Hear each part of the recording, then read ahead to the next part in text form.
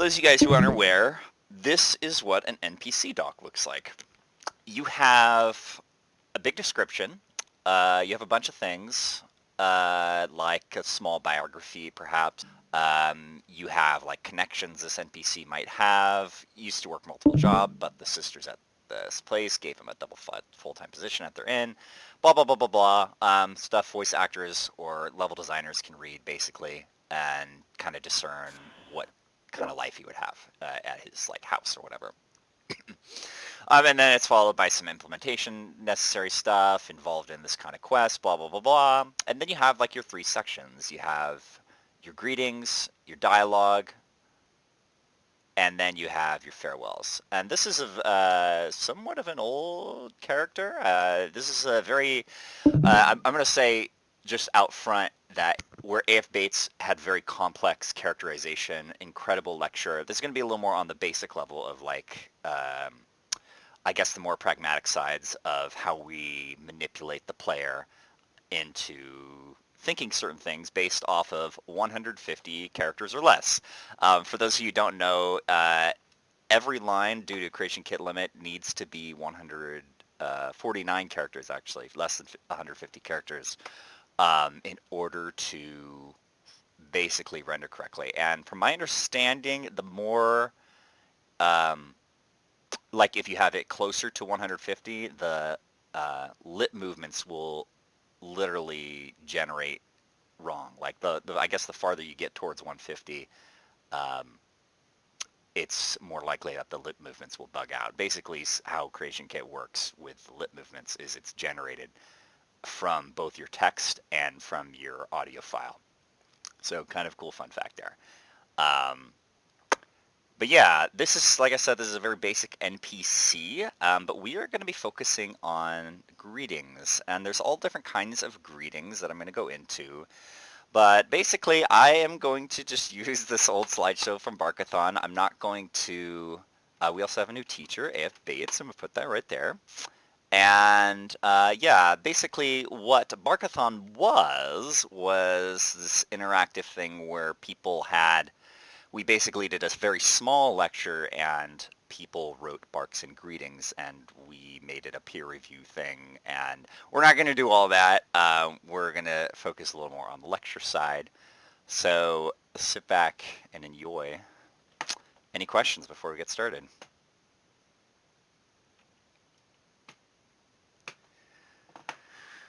Greetings and barks. So when you are on an NPC doc like that, you're going to have your greetings. If you are a junior writer in a games company, like say you are a junior writer on Far Cry or something like that, or any of these open world games, you are probably going to be assigned a lot of barks when you start out. These are things like you enwa, or I'll come after you, or you won't get far, or I'm going to kill you, you know, stuff like that. These are all throughout the world, and there is a lot more to be written than you might think. You also have things like store barks. So this is a special kind of greeting when you walk into a store in Skyrim and the merchant says, oh, I don't know, what's a good line? Like, hey, have a look around. Let me know if there's something you'd like. That happens the instant you walk into the shop. There's some other kind of barks, but what we're going to mostly be looking at today are greetings. And greetings are basically those things that when you pass by an NPC, they say stuff. It's Nazim saying, do you get to the Cloud District often when you're walking past him? It's the guards saying stuff. It's the guards saying rumors. It's like this Morrowind guard saying, we're watching you, scum.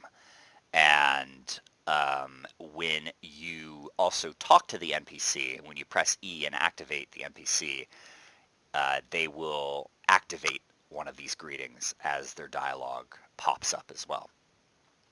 So as you saw in the example,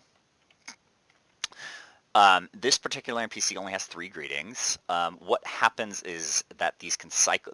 I believe, I mean, implementation person can correct me, but I believe these can be set to either cycle randomly or in order. And Yeah, that's why you will walk by Nazim and he will say different things. I think he says something about the farm that he owns or something. It's been a while since I've seen Nazim in my life. Um, but yeah, so that is just the basics on what greetings are. And I'm going to tell you a little bit about what greetings can be used for. So when you have comical characters like the example I showed you, a lot of it is going to be, I guess what we would call more flavor than normal. Where it's a little bit more to make you laugh. It's a little more to like entertain you. But I find the best greetings follow one or three of these three things, which is world building. So this is explaining things that can happen in the world, simple things like that Argonian Riften explaining the ingredients of Cyrodiilic brandy or his drinks or food or whatever, to that other merchant, I think he's a Dunmer in the Riften marketplace, who talks about how he was raised by Argonians. Like, this is a thing that can happen. You know, NPCs are informing us about things that can happen in the world. With greetings, because we have 150 characters, we have to condense this as much as we can. We have to be able to say more with less. We have to be able to give value to the player in a short amount of time. The second thing is characterization. A.F. Bates had a great lecture on it. If you missed it, it will be uploaded. But essentially, at its most basic level, it is, what is this line saying about the character? What is something that they're saying, telling us about their experiences, about their success, their fears, etc., their relationships, and how they feel about it. What is their place in the world ultimately, and how do they feel about it? And then the third one I say is content, and this is things like potential quest lines. It could be like an overarching story, rumors. It could even be stuff in level design. This happens all the time. Dark Souls is famous for this, um, for informing the player about content about to come, or like Scioli mentioned in his level design a little bit, like you have certain things that, oh, I don't know, like you have the skylight peeking out to the outside. You know, this could tell us a few things about where you are located, literally. But also when it comes to greetings and writing, um, things can inform us a little bit about, let's say, like the Dawnstar city. When you first get to Dawnstar, you hear all these kind of rumors about dreams people are having. Okay, so that means when you walk into the city, you as the player are thinking about, hey, what kind of, what is this dream thing people are, and nobody else in any other city is talking about these dreams. Is this a quest I can go on as a player? Um, Yeah, or it could be as simple as guards talking more favorably about one bar over another. This is content that the player can play. Or yeah, if you want to learn more about this kidnapping, go talk to the innkeeper. This is a greeting that informs you about content. My favorite greetings do all three at once. So I'm going to show you some of my favorite greetings. Adriana Avenicci, she is the blacksmith outside of Whiterun, and there's a quote at the bottom here, and could I get somebody to read that for me?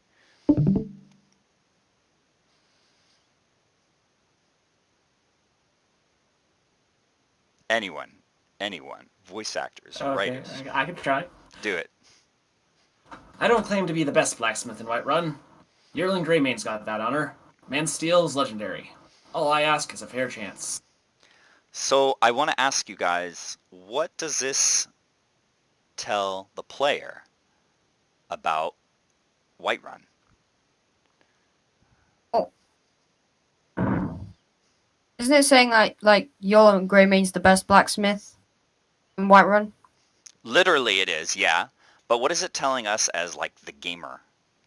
We see this this woman working metal, and we assume that she is like, like we're gamers, right? We assume that each city has like one of every shop, right? So we have this blacksmith that is conveniently located outside the city gates, and she's telling us about some other guy. What's that about? Maybe they want us to explore Whiterun more. Yeah, definitely. Definitely, that's one thing for sure. She's also kind of hinting at like maybe there might be a difference in inventory quality of like the fact that like she might have like cheaper goods, whereas he might have higher quality goods. I don't actually remember whether that's actually the case because I'm pretty sure that the stuff from Yearling Greymane sucks, but that's what it's implying at least. Right, yeah, like his whole gimmick was that he has like steel forged weapons, right? So yeah, that's exactly right. Like she's informing you as the gamer, like, yo, there's a blacksmith with higher tier gear than me, but I have this mom and pop vibe, so please buy for me, right? Um, Also, when you get to Yorlin Greymane, he is, I believe you can't actually buy stuff from him into your companion, is that right? So that's even more to say about content, making the player kind of feel enticed, like, um, I like, for lack of a better term, like he's cock-blocking the player with the companion's quest line after you've just told me that there's somebody with better gear in this city. So, yeah. I want to ask you guys when it comes to that would cover content really well. I want to ask you guys a little bit. What does it say about blacksmiths in this world when we hear this? It could imply that there's a good deal of respect between them. Yorlan Greymane in particular could command a certain level of respect due to his skill. Yeah, absolutely. It's not often when you get like in the actual game when you get like two of the same shop in one city, right? It's not Daggerfall, right? We don't have like 20 blacksmiths in one city. Um, so yeah, exactly. It's telling us that in this world, blacksmiths can respect each other. They're not all petty pieces of shit to each other. But There's this hierarchy. it also kind of does seem like to indicate that like probably that she like probably that like when there is like that hierarchy that probably correlates to the amount of business that they receive because like she's pleading for a fair chance, and so like that's kind of saying like probably the amount of business that any given blacksmith receives is probably proportional to their respect in the community. It's interesting because it actually kind of implies that just the weight of Yorlin Greymane's name alone carries most people past her shop, like without a second glance, Yes. because they hear most people know about Yorlin Greymane, so the player just or the people would just walk by her shop, even though it's like literally right next to the entrance. Yeah, Definitely she's tells me a telling lot them. about Yorlin Greymane. Yeah. She's telling you as the gamer that there's like a famous blacksmith in this city and she's not him, right? Like people pass her by, perhaps, or not. She might get enough business because she's right by the city gates and stuff. But yeah, it's definitely something to think about. How about? I mean, this all really ties together when it comes to characterization. But I guess final deductions on this greeting when it comes to characterizations. What can we deduce about her as a person? Possibly ambitious. She's saying there's a better blacksmith in the city, but she still deserves that chance. Yes, I would agree. Definitely trying to prove herself. Like, I know there's a better guy, but give me the chance. Humble for sure. Yeah, she's like her selling honest, point is humility, and yeah, like you're saying, honesty. Also quite hardworking and like diligent, I guess. Right. Crazy that we can deduct all that out of 149 characters, right? Let's go to another one. Senna. She is Priestess of Dibella. She's the lady that immediately I think she force greets you. I can't remember if she force greets you or not. When you enter the Temple of Dibella in Markarth. Could I get somebody else to read this one, please? I'm sorry, the Temple of Dibella is closed. You can receive your blessing if you wish, but the other sisters are in seclusion. Thank you. Great voice. There's a lot to unpack here. This assumes you have not done the Sibyl of Dibella quest.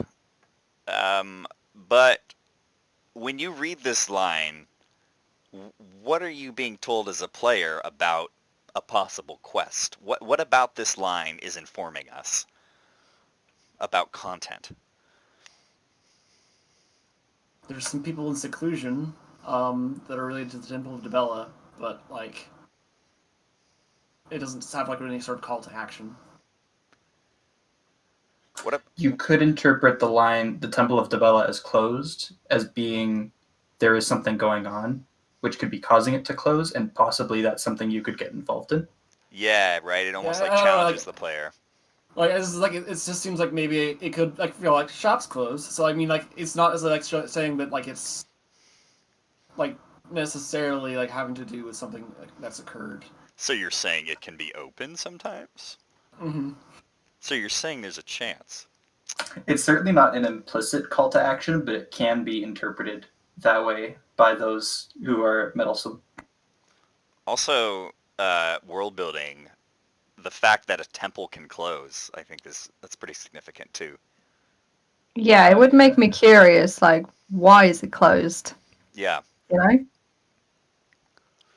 It's pretty interesting how lines like this are, it's very rare for me personally, thinking on the top of my head, just to find a line that illustrates a problem and it is unfixable. Like game writers typically don't hint at ghost content. Like if there's a problem, usually it can be fixed. Usually that's the whole reason or not the whole reason, but it's a large part of why they're writing the line. It's to direct you towards something. So if it doesn't lead anywhere, that's just strange, you know. I will say like outside of Skyrim, like at least in like real Dark Souls, they have some like voice barks or whatever that are just kind of comments on how messed up that world is, and there's nothing really you can do about it. But it's just general comments about the world. That, yeah, like, I guess I'm addressing a problem. Speaking more, yeah, in terms of Skyrim.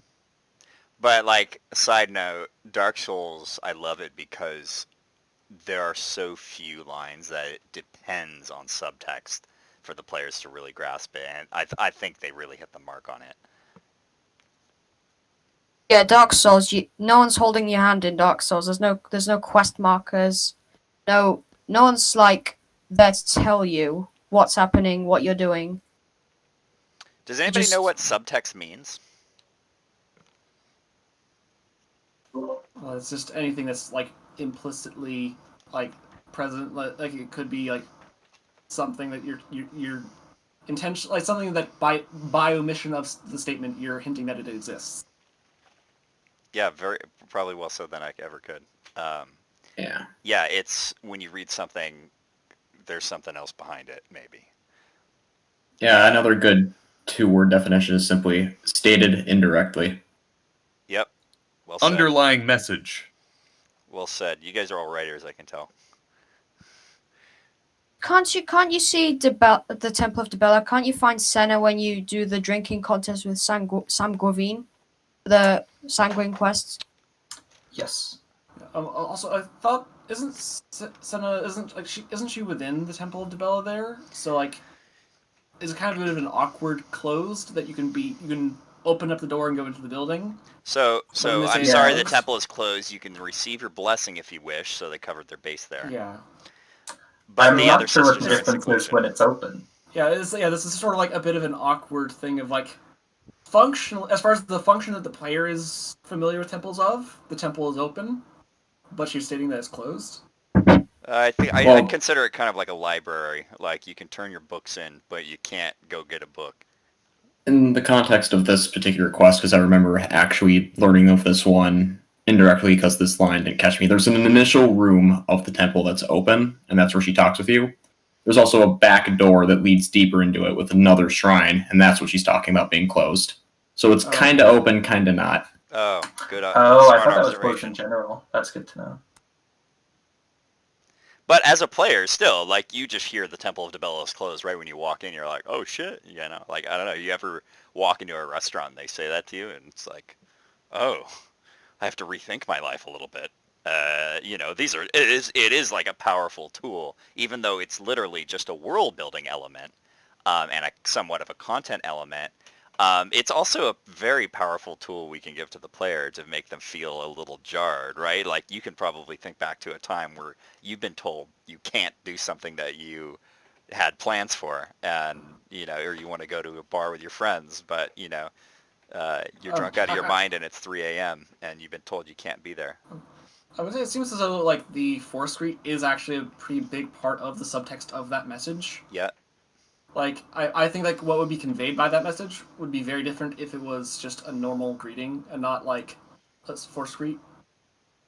Yeah, totally, totally. Force greeting is a very, very powerful tool when you can use it. Never overdo it, though, I would say. For all you budding writers, don't overdo your force greets too much, because we want to make sure, and I'm going to talk about this a little later too, but with this, we also want to make sure we're giving consent to the players, right, in some way, that, you know, we're not just dumping journal entries into their journals, right? So, yeah, we'll talk about that a little bit as well. Yeah, Senna. Any other comments about Senna? I love the discussion.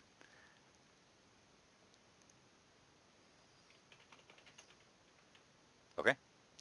So, yeah, basically, I just want to somewhat close off, like, the definition of it with the difference between unique and generic greetings. You guys have probably heard NPCs of the same voice type say the same thing when you talk to an NPC and you expend all of their greetings. Basically, they will say these generic greetings. How can I help you? What is it? Yeah? Hello, you know, simple things that don't need to be specific to any one NPC. Morrowind did this for almost every character, right? Speak quickly or go away. That's from Morrowind. Why walk when you can ride? That would be that's a sort of in between hybrid one where you talk to a Silt Strider driver, and it's unique among Silt Strivers, like that faction. Same with guards will say the same, have the same kind of thing, right? I used to be an adventurer, like, ew, I took an arrow in the knee, right? That is in this middle ground. Unique applies to specific NPCs, so this is why we usually need writers, because we need somebody to be able to delve deep into the psyche of these characters, and we need somebody to be able to communicate things to the player effectively. These are just some example greetings. The famous "Do you get to the Cloud District very often" line. Oh, what am I saying? Of course you don't. Or somebody who simply says, I'm sorry, but please, I have too much on my mind to talk. Ooh, that doesn't tell us anything, but we're intrigued. And it actually does tell us that this woman is a very busy woman, and it makes you kind of think about things a little differently. And maybe she's a shopkeeper, maybe she's a townswoman. How does that change things? Maybe she's a man, maybe she's a woman. How does that change things, right? Bates mentioned the gender lens. I think it's very, very valid, especially with actually both of these NPCs. What if both of these NPCs were men? How would their lines differ, and would they differ, and how would you perceive it, right? Like, these are very valid things to think about. If you need to sample some of the finest meat in Skyrim, you're in the right place. Okay, this is just flavor for the bar, but hey, it shows that this guy's proud. My favorite drinking buddy, let's get some mead. Stuff like that. As we close, yeah, I guess that's it. This is examples of what we did when we did our test run of the Barkathon. These are just a few more greetings that some of us made up on the spot. Basically, I would love to hold Barkathon again in the summer if we have more time. but basically it was a timed greeting test for everybody. And so people tried to come up with as many greetings as they could in 10 minutes. So these are just some examples, and I thought it was very, very fun. So I'm going to leave this up. This is actually basically the end. I know it was only 30 minutes. But do you guys have any questions or comments about what you've noticed about greetings in Skyrim or other games? This is an open floor now. I am curious from an implementation standpoint because as previously mentioned today, the Whiterun guards can react based on current things on either in the player's inventory or quest completion. Can that apply to NPC greetings, like just their passive greetings as well? Yes. I mean, okay. Diegler, do you want to expand on that too? I had a separate point. Could you repeat what you said, Underworlder? Essentially, I was curious that, say, basically just generic NPC greets outside of the Whiterun guards, if that can apply to, say, you're doing a character and can they do greets depending on quest progress? Yes. I mean, I'm pretty sure. Yeah, that is definitely more of an implementation question, but Pretty sure you can condition greetings the exact same way that you can condition any other NPC response. Like, if they're enclosed, if they are a specific quest stage, yeah, everything that you can do is greetings as well. I've got a question, mostly from for implementers surrounding greetings. Is that possible to set a condition for a greeting that is consuming a consumable? Like if you drink, because I know for a fact that is possible in Fallout 4, but I'm not sure it is. There are a couple of different ways. I'm not an implementer, obviously, but I'll just answer quick. If that beverage gives you a buff or debuff or like an effect, then yes, they can definitely base it off that. I don't know if they can just keep track of whether you've ever drunk it, but definitely if it gives an effect. Okay. usually I try to, like, if something is possible and like we want to push the boundaries, like of maybe what is seen in game. You know, we don't want everything to feel like the same. You walk up to an NPC, it's a persuade, intimidate, or illusion or something, and versus having like a drinking contest and it actually keeps track of like your drinks. Like the niche uses of like mechanics such as that. I think we want to use them effectively. That's what I'll say. So What were you gonna say? challenge for you. Okay. What I was gonna say earlier was related to generic and unique greetings. I wanted to draw attention to this because this is a really important part of writing your characters. Some students, they don't realize that there's like a difference immediately when we ask them to write an NPC in the AU. They will have generic greetings as their NPC's greetings, which is fine to specify in the doc that, okay, this NPC just uses generic greetings. In that case, you don't have to write any. But that's not really the point of learning, right? We want to see that you guys can characterize and world build and explore content, all the things that Pat listed with the unique greetings. And these should be, this is something that I do constantly.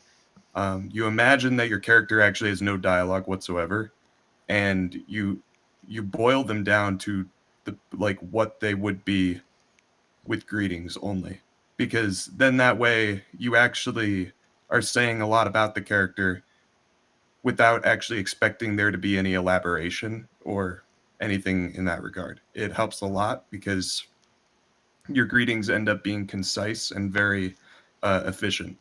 because you're either explaining content, characterizing, or world building, and you're not having any real throwaways. Greetings are one of the most important parts of characters because they're like all encompassing. They're the first and last impressions, because when we say barks, that includes farewells as well. So these are the first and last impressions of the character, and that's really important.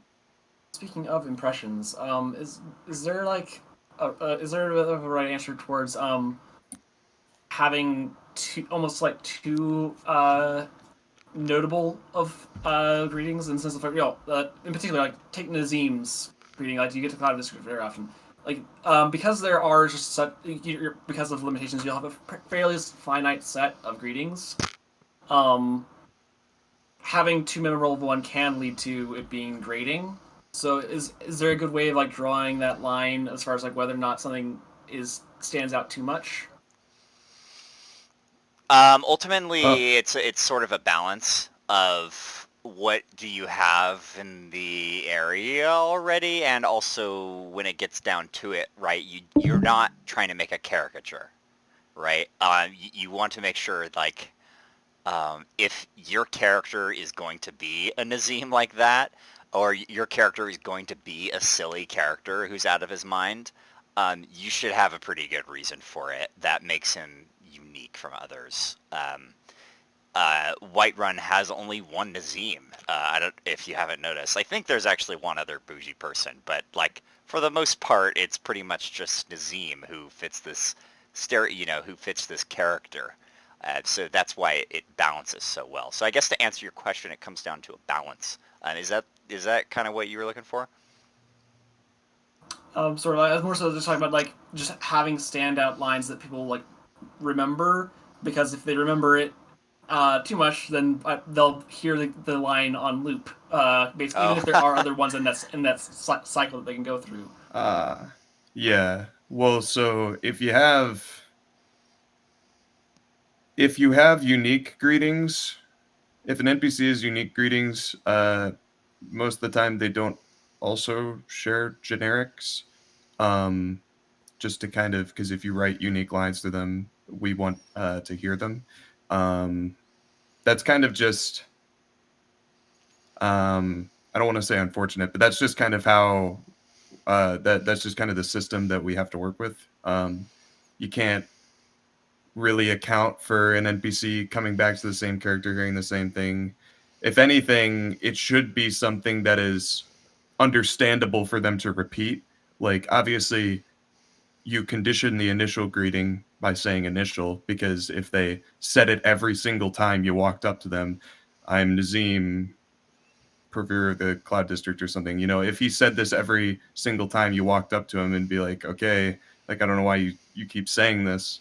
Your line should be repeatable to some extent, and like things that they might say more than once. I usually don't like to think of them in that way, because then that kind of makes me think that this has to be something that they'd say like every day, like grew some potatoes, tasted great. Like the I mean, you want to be a little bit more depthful, I think. I have a question related to something Diegler said earlier about how if an NPC uses generic lines, you can just say uses generic lines and leave it at that. But what if the NPC is intended to have a unique voice actor? Because I know that happens sometimes. I think Babes in Murky Water in Bruma had a unique voice actor. If that's the case, do you want to write it out anyway? Yeah. If they have a unique voice actor, then yes. They'll probably have unique greetings as well. Yeah. Basically, an NPC will have unique greetings unless otherwise specified. I feel like the generic kind of cache greetings are more so a way to account for, maybe an NPC added later. Skyrim used it more because I think in Bethesda's development, they just decided that these characters were going to be generic. Like, they're going to be given the generic lines, and then these characters will be a little bit more writing involved. Whereas on some of the mod projects here, I know for Beyond Skyrim at least, they basically every NPC is given unique lines unless otherwise specified. What the workflow would probably be is they just come back and they cut your lines if they decide it's going to be a generic later on. Like, this farmer should not have 6 greetings. Like, this is in the middle of nowhere. He's, we want to characterize people, but he's still in the end. It's Maybe funny. not as important as someone Ironically, else in the city. many farmers in Skyrim who are just greeting only. I know those farmers outside of Windhelm actually do have 5 or 6 greetings, but Oh, there no you go. dialogue. But it's one of the. It's like they could definitely have done without that. Like Yeah. if I think probably 1% of players actually talk to them. Kind of like in Oblivion, where they actually can talk. And one of the things I miss about Oblivion, I played the game recently, and hope you don't mind me saying this. And it's about the interactions whenever you're progressing through the game. You basically have an impact within the dialogue within each NPC. Yeah, 100%. Yeah, when things feel more impactful, it's definitely good just by them talking to you. We don't want to give power fantasy for sure, but we don't want to milk power fantasy for sure, but there are little things. It's like with Scyoli having that part of the end of his dungeon where you can look out and look at all the cool shit you just did. It's kind of just the same thing. You want to feel like you're a part of the world. Yeah. Even in menial ways. Yeah. I was also thinking that I bet in the next Elder Scrolls game that they will have some sort of a player voice, as in they actually can talk. Yeah, I'm sure that's a possibility. Like Fallout 4? Yeah, like Fallout 4. Yeah, what if they might also do something like, if you guys have ever heard of the mod Dragonborn Speaks Naturally, that would be much more immersive as well. It basically, like, you read the lines aloud, and then it uses speech recognition, and that's interesting. As like an optional thing, obviously. Yeah. I've never heard of that, actually. That's really interesting. I heard of the mod where it's like the Xbox Connect for the shouts. Those who play Fallout 4, the robot, Codsworth, I think. Like, he says your name, you choose. Yeah. Whatever name you choose, if it's pronounceable, you pronounce it. Like, you don't get that in Elder Scrolls, so kind of nice. That I know for a fact was pre-recorded like 600 different names, including things like fuckface. Like, they actually accounted for that. But it is still all pre-recorded. Yeah, but that was really funny. Like, you just put, like, I put a name. I remember on my first save, like, I'm just gonna put a normal name and saves my name. Yeah. Get some neural networks to bend the pronunciation of stuff to fit different names, right? It's coming, man. Using AI. Yeah, it's coming. This is hypotheticals, but this is something that Skyrim kind of does with when you're in Sovngarde and you greet the door guy. But do you think it's possible to have specific titles that NPCs can refer to you instead of names? That way you can keep the numbers down. So, like, say you've killed Alduin, NPCs might say, "Oh, it's the world, like the guy who killed the World Eater," or whatever. Like how they do in Skyrim. But I know that some NPCs, like one random NPC said, "Oh, hi, Archmage." Like, what? Like, but I mean, they like, apply, but it's very rare, and I don't like. I think it was in Whiterun. It was like in the middle where all the markets are. So I didn't see who said that. Maybe it was a guard even. I don't know, but I know I got called Archmage in like Whiterun one time. I was like, what? And it was not Faring or any wizard thing. Do you mean like when you're going about just like most of the content in Skyrim that people address you as such? Kind of like Yeah. how in Mass Effect you get to choose your first name, but everyone calls you Shepard. Yeah. Yeah. What I meant by One at a time. I just kind of want to get to this before we go into other topics. But what I meant by the title calling thing, like I know like passive greetings and all that, they will reference other things. But I mean like the Codsworth thing where like he'll actually in his lines of dialogue refer to you that when you're talking to him, if that's possible in Skyrim. Except if you reduce it to titles so that you don't have like 600 names. Oh, I see what you mean. You could, though it might be a bit cumbersome only because of the way that they set it up. Like, just because you would have to re-record. Return like, on value. Advar, like Advar. Is his name? You know the guy that you say your name to in the beginning of Skyrim. It's Advar or Relaf. I know one of them is Stormcloak, but like the Imperial one. He could be the cod words like in the not in Skyrim, but like in the later Elder Scrolls. Like he has those 600 pre-recorded name, and maybe you have enough luck to be called fuckface by Advar. I don't know. Like I also feel like Codsworth worked because if you have a name that's not similar to one of those pre-recorded names, he chooses one. So for example, my character was called Sora, but Codsworth called me Sarah. It was a female character. But I imagine because he's a robot, it's a little more forgiving almost. Yeah. Hadvar would be, who are you? And he says, oh, your name is insert Argonian name here in gel. Oh, your name is fuckface. Oh yeah.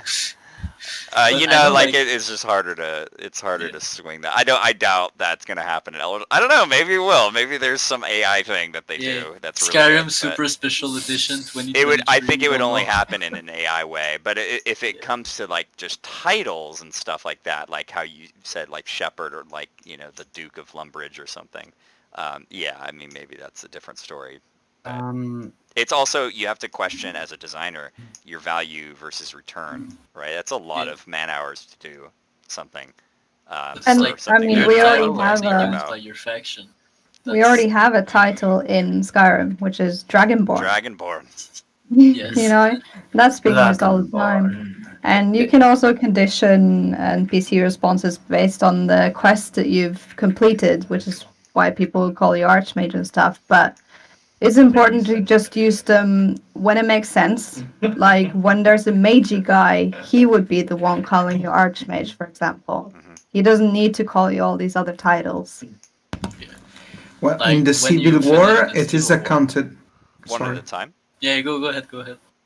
I mean, in the Civil War quest line, there's some accounting for titles, like Rike in when you are fetching a crown, calls you auxiliary sometimes, and as you go on, there's some characters addressing you with a proper rank.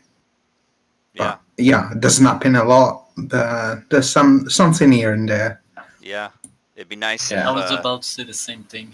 Yeah, it'd be nice if this game wasn't voice acted, right?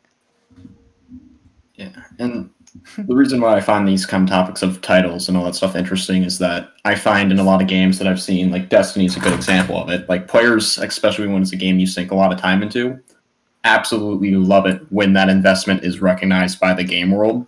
Like say you played it, and this is of course a live service game, so it's a little bit different, but it should work in a game like Skyrim, where I did that thing all that time ago, and now a character references that I did that, makes the world feel a little bit more alive and that I'm having an impact on it, which is why these systems exist. Totally. Yeah. When I was thinking about the when I was thinking about Oblivion and Morrowind, I just figured that I personally think that in terms of graphics, Skyrim is obviously superior, but when it comes to storytelling, that Oblivion and Morrowind are obviously superior when it comes to storytelling. Yeah, well, Bethesda changes their design philosophy every single time they make a game.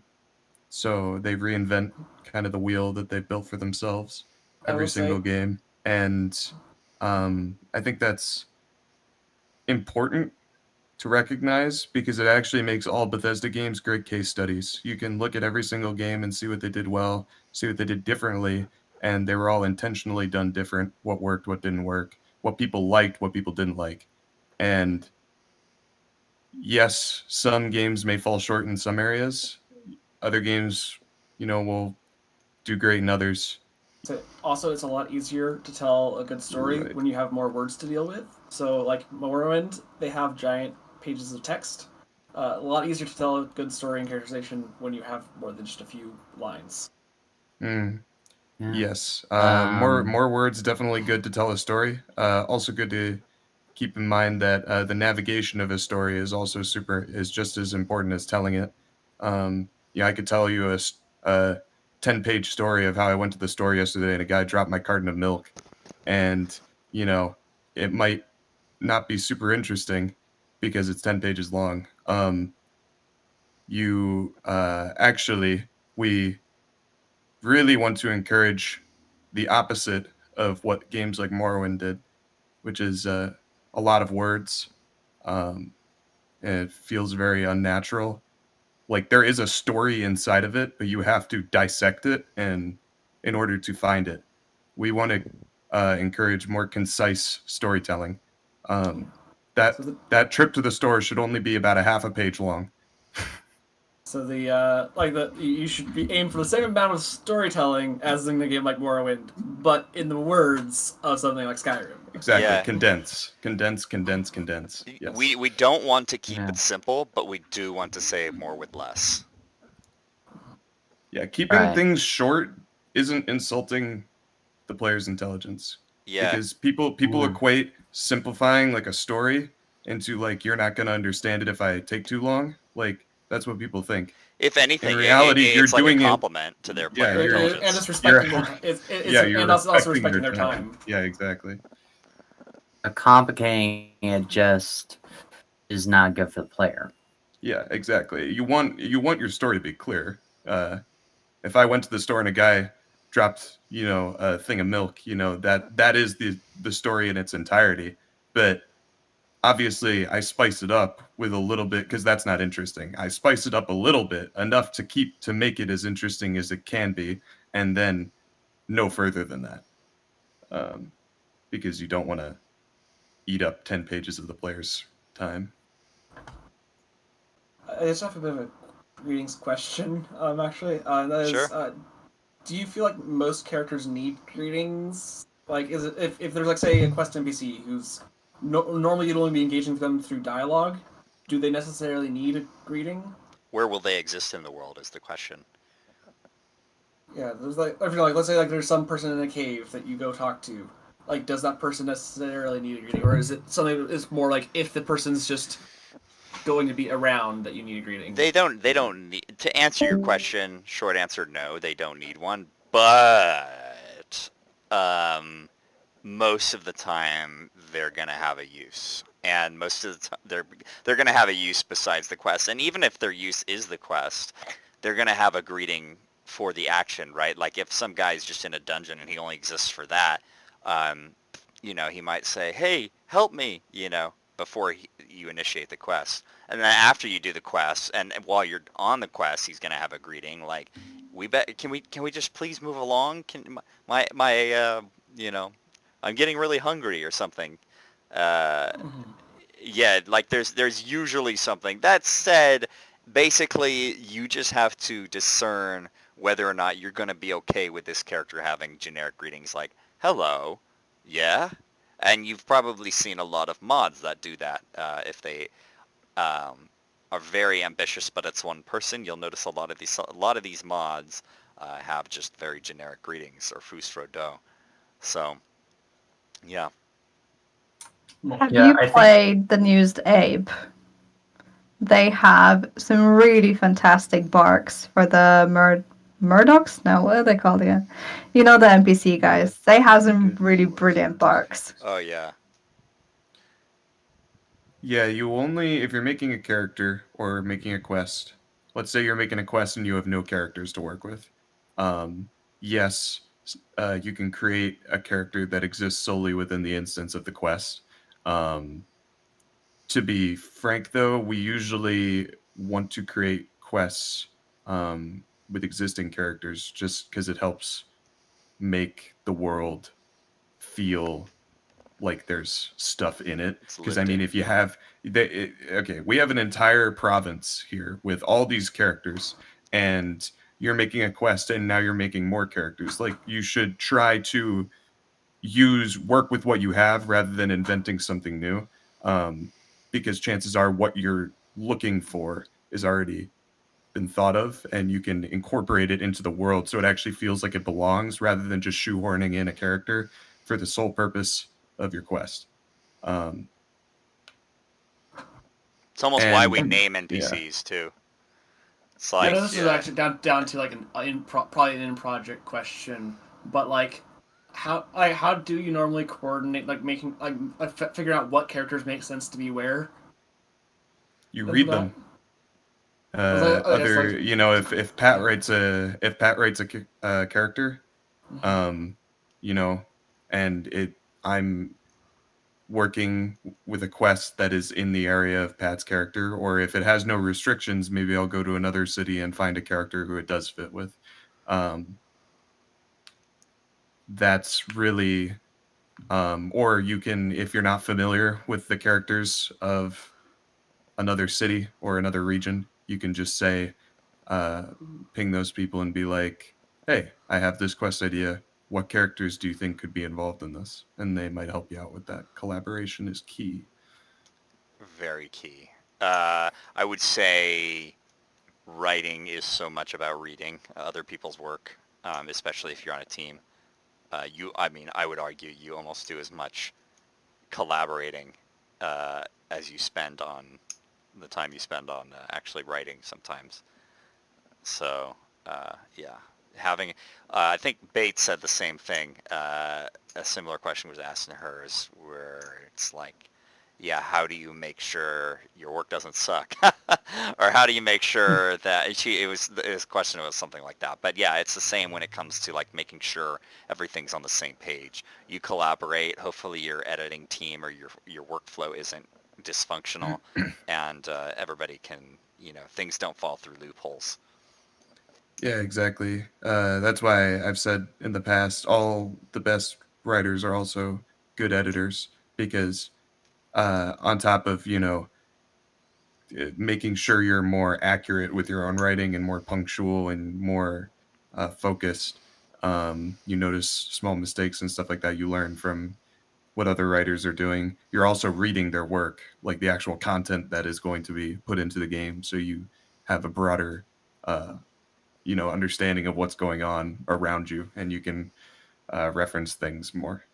Oh yeah, almost anybody can write. Less people can write well, but even less people can edit well. It's really important. I got a bit of a question for Beyond Skyrim. This is for the example here. Would Beyond Skyrim, for example, of the writing, how many characters do you think would be able to interact with the player while not in a quest? What do you mean exactly? Do you mean how many characters the player sees in their entire playthrough, like 200 or 500 or something? No, I mean, for example, if you're not in a quest, you mean like people who ping you basically to say, hey, there's a quest in this, or like the Debella lady who's like, hey, these guys are busy? Yeah, that. Not a whole lot. You don't want to create too much of an immediacy for the player that's all over the place, but I think generally, I don't even think we would assign a number to that. It's just like, don't do it a lot. Because you want to have room for subtle. one or two or maybe 3 quests that do that are like, hey, there's this thing happening exactly. right now. Pay attention to me. It's sometimes it's you try and be subtle. Like you can still, and I know that's not exactly what you're asking. It's like you don't want to have too many people having things like dreams in Vermina City, right? I meant to say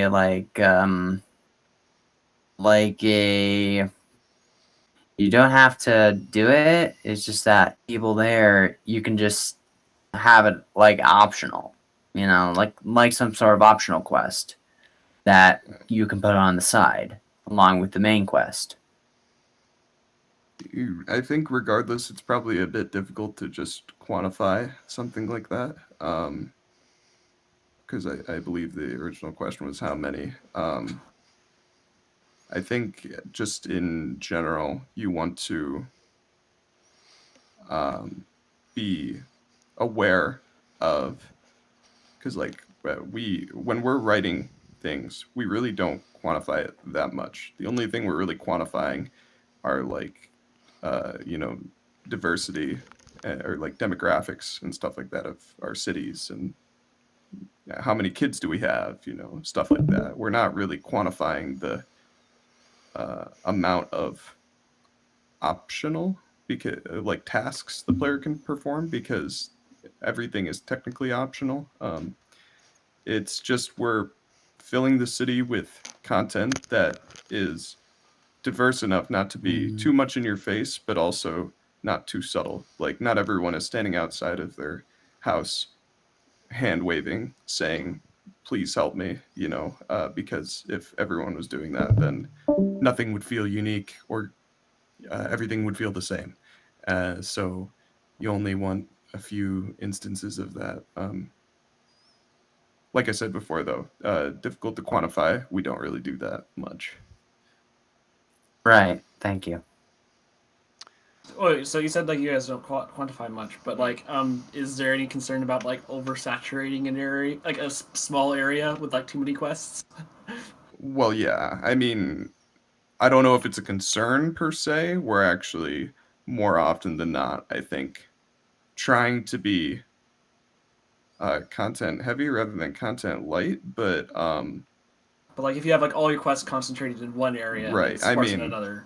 Like I said, you want to be aware of what's around you so that you can balance what content you're preparing. You're not intentionally, like if there's we don't 2 need quest 2 NPCs quests right next to each other, or you don't need 2 introduction quests. It's you use your best judgment when it comes to that. I mean, if something feels like there's just too much stuff in one spot, I think most people can actually just know